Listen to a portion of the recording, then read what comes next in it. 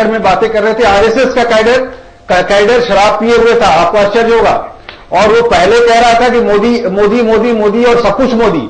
उसके बाद वो जाति पर आ गया और कहने लगा साहब यहां से राजकुमारी रत्ना सिंह ही जीतेगी, ठाकुर था वो।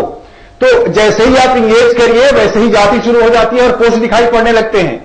तो ये हमारा गांव का और ओबीसी जो गया है अपना दल के कारण, जो उनको सपोर्ट कर रहा है उस क्षेत्र में, वो नाराज है कि अपना दल ने क्यों बीजेपी के साथ चली गई। वो नहीं जाना चाहिए था, हमें अपनी अस्मिता खुद बनाए रखनी चाहिए थी।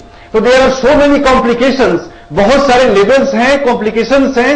ऊपर से जो एक मेटा नैरेटिव दिखता है वो बहुत टूटता हुआ दिखाई पड़ता है। कमेंट यहाँ पे हम आगे से लेना चाहेंगे, इससे पहले कि हम ब्रेक में जाएं। अरविंद, जो बद्री कह रहे हैं कि एक ये जो ऊपर से हमको पूरा एक दिखता है, एक बड़ा सा आडंबर जो दिखता है, एक बहुत बड़ी जो तस्वीर दिखती है, एक्चुअली जब ग्राउंड लेवल पे जाते हैं, नीचे के लोगों से बात करते हैं, थोड़ा आगे उनको कुरेदते हैं, तो वैसा नहीं है। और ये सब एक तरह का मीडिया में और हवा में बहुत ज्यादा है। नहीं, इस बात से मैं एग्री नहीं करता हूं। मोदी ने अपने आप को पिछले 4-5 साल में पूरी तरीके से तैयार किया है दिल्ली की गद्दी में आने के लिए, और यहां पर कांग्रेस ने उनकी बहुत मदद की है। जिस चीज में कांग्रेस वीक होती चली गई, चाहे वो करप्शन का इश्यू हो, चाहे वो विकास का इश्यू हो, चाहे पॉलिसी पैलेसेस हो, हर चीज में मोदी ने अपने आप को क्रिएट किया। उसको गुजरात मॉडल का नाम देते गए। गुजरात मॉडल अगर आप देखें तो ये कलेक्टिविटी है जो कंप्लीट रिप्लेसमेंट है कांग्रेस सरकार के मिसयूज का या गैप्स का। ये और साथ ही जैसे मोदी को डिक्लेयर किया गया प्राइम मिनिस्टरियल कैंडिडेट के तौर पर, नरेंद्र मोदी एक जनरल के रूप में सामने आते हैं।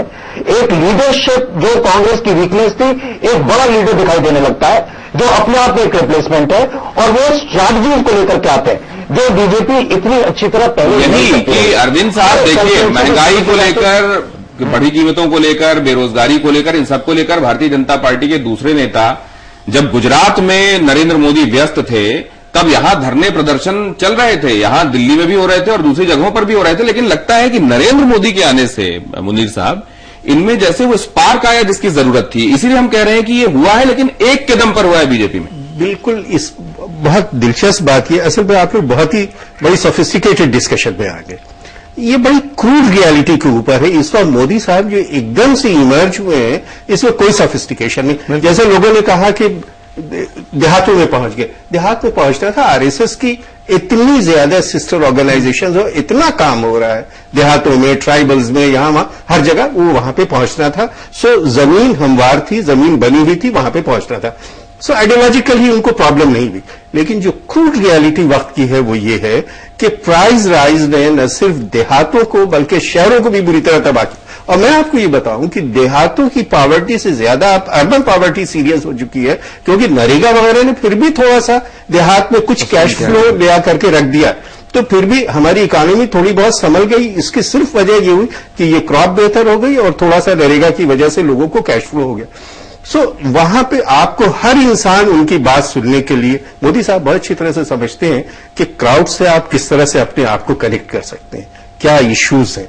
दूसरी उनकी बहुत बड़ी खुशकिस्मती जो है वो अन्ना हजारे का वो कैंपेन हो गया जिसने कि एकदम से करप्शन को ला करके एक लाइमलाइट के ऊपर रख दिया, और वो जमाना था जबकि कांग्रेस जो है गले गले इसके अंदर इन्वॉल्व थी। इन दो चीजों ने इतना आसान कर दिया इस पूरे मामले को, और स्ट्रैटेजी तो थी। नरेंद्र मोदी को इसीलिए मास्टर स्ट्रैटेजिस्ट कहा जा रहा है, लेकिन बीजेपी में भी सिर्फ वही लग रहे हैं जो पूरा दम लगा रहे हैं और जिनके दम पर आखिरकार भारतीय जनता पार्टी का उन जगहों पर भी भला हो सकता है जहां पहले उनकी टैली भी नहीं थी।